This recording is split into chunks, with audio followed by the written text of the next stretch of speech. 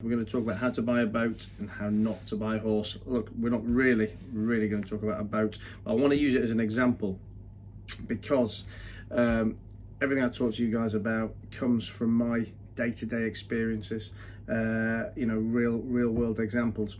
And as you know, I'm on the boat. I've been living on the boat for the last 2 or 3 months, which I bought earlier this year.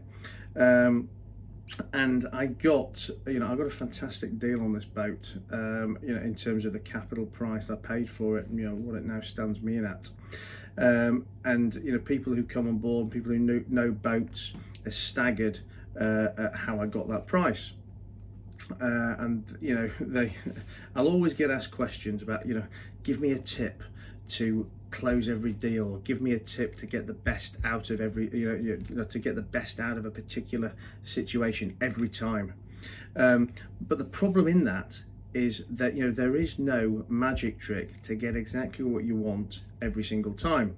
So, when people are looking at me on this with the boat deal now, saying, "Oh my God, you must be such an amazing negotiator. You've got this great deal." The truth is, all of the work in the negotiation is done long before the negotiation ever starts. And by that, what I mean is, all your money is made by building your pipeline at the beginning. And this can be applied to anything. This can be applied to sales prospects, to purchasing prospects, to buying any particular item, to selling any particular item. Trying to get the best out of, not trying to get the best out of, but trying to get what you want in any situation.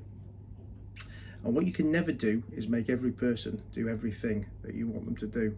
But what you can do is make sure you've got enough prospects in your pipeline to ensure that if somebody says no, the chances are there's enough people in that pipeline that somebody else is going to say yes. Well, look, so let's talk about this boat. Why did I get such a good deal on this boat? I got that deal because I identified, first of all, that I wanted this particular model of boat. This boat's a Leopard 27, it's a 27 metre, circa 88 foot boat. And having looked around, I decided that this was the boat for me. I then went out and I found probably nine different people selling this boat that was in an age range that I was prepared to buy. And I went out to all of those people and I offered them all, literally offered all of them about 50% of what their asking price was. And I went into this negotiation completely unemotional. I knew I was only buying this boat if I got the price that I wanted to get. And if I didn't get it, then fine. I wasn't going to buy a boat this year. I'll move on till next year. I'll wait till next year, and I'll rent for a year, or I'll just won't even bother, whatever. But there was not a chance I was going to be put in a position where I was going to pay something I didn't want to pay. Now, can I guarantee any of those people are going to accept the price that I'm offering them? No, not at all. But what I can do is I can make the odds a lot more in my favour.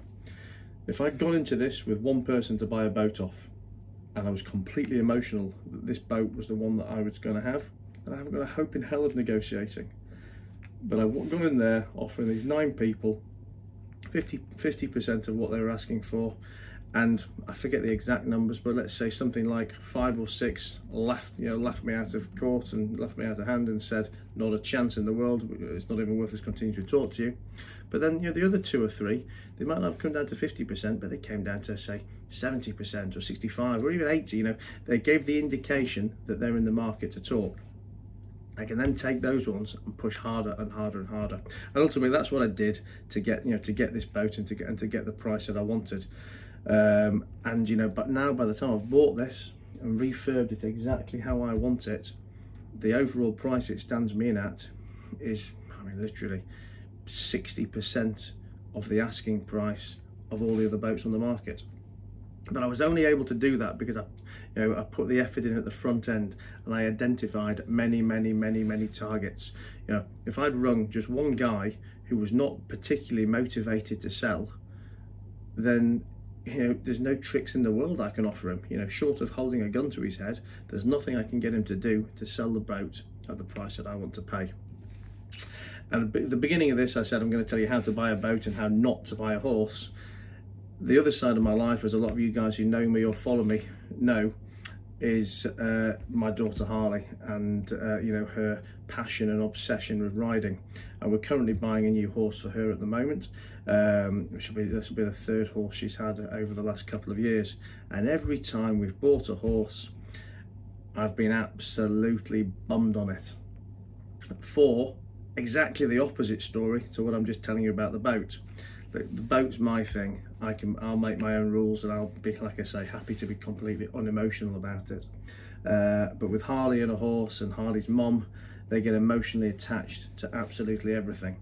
And I guess as a parent, I know that within reason, I'm going to get her what she wants anyway.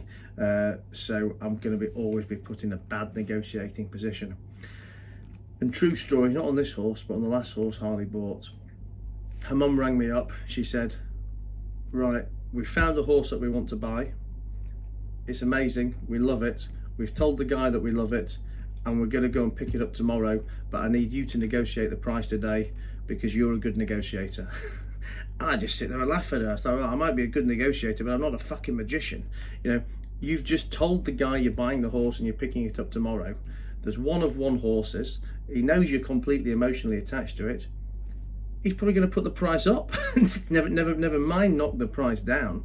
And lo and behold, I went into that conversation unable to knock 1 penny off the price. I personally ride. I've not really been riding for a couple of years, so anyone who doesn't know me well probably doesn't know about my riding. I play polo. I've got a few horses of my own. But because, again, whenever I've bought any of my horses, again, completely unemotionally attached to them, and I go into any negotiation saying, look, if I buy this horse, I don't care. If I don't buy it, I don't care. And if I don't buy this one, there's 10 other ones I want to buy. So again, I get to offer keen prices, wait for the right situation, and don't get it stuck up me. But when I'm buying for Harley, or when Harley's mum's involved, I haven't got a hope in hell. So look, obviously I'll tell you the story in the context of horses and boats, but this applies to everything, absolutely everything. There is no trick at the end of the negotiation that is going to get you exactly what you want. If somebody's interests are not aligned with yours, if somebody's motivation is not in line with what you need it to be, there is nothing in the world you can do. All you can do and all you can control is the effort you put in at the front end. So if you're a sales guy watching this, make sure you fill your pipeline fat with prospects. You want more leads. You want to be making more telephone calls. You want to be having that big fat pipeline. If you're somebody making a purchasing decision, wanting to buy something, make sure you've got options, lots and lots of options. If it's one particular product you want, then go and find lots of suppliers or lots of vendors for that particular product. If you can, even better, find some comparable products so that if this one isn't the deal you want, the next one is. But that is all. And the reason people don't do it is because it takes effort. That's like everything. You want to ring me for a magic trick. You want to ring me and ask me what can you do at the 11th hour of a negotiation. There is very little, if anything, you can do. But what you can do is put all the effort in at the front end. But the bottom line is people don't want to do it because that is effort. 11th hour negotiating is a magic trick. Putting effort in, picking up the phone time after time after time, and making the calls, that's what people don't want to do. But that is where you're going to have your success, and that is ultimately what's going to get you to buy what you want at the end. And this applies across all of my business areas. I buy properties, but again, I don't care whether I do or don't buy it. I've got 10 or 15 leads a day of people who are motivated to sell their property. I'll make the offers I want to make. If they don't take it, if one of them doesn't take it, there's a good chance one of the other 13 or 14 will. And if none of them take it, I don't care. We'll start again tomorrow. When I make loans to people, I've only got a certain amount of money to lend, so I don't care whether I do or don't lend it today. So I'll make the offers on my terms, at my pricing, and if you don't want to accept it, don't accept it. It's not a problem. But I've got a big pipeline of other people who do want to borrow, and that's how I'll get what I want.